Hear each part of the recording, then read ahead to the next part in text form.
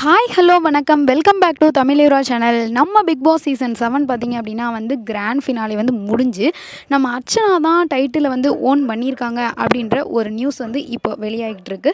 So கிட்டத்தட்ட பார்த்திங்க அப்படின்னா வந்து அர்ச்சனா தான் வின் பண்ணியிருக்காங்க அப்படின்றது வந்து ஸ்ட்ராங்காக வந்து என்ன அப்படின்னா வந்து அஃபிஷியலாகவே வெளியாகிருக்கு நிறைய இதில்.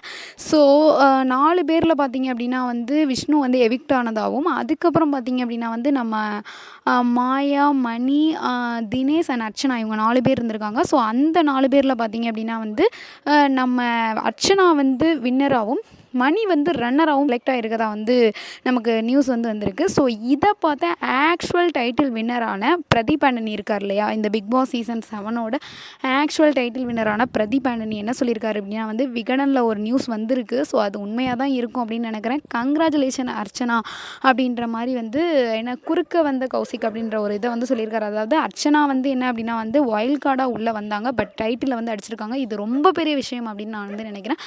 ஸோ எந்த ஒரு வைல்ட் கார்டு என்ட்ரி கண்டஸ்டன்ஸுமே இது வரைக்கும் அந்த சீசனில் வந்து என்ன அப்படின்னா வந்து டைட்டிலை வந்து வின் பண்ணதில்லை.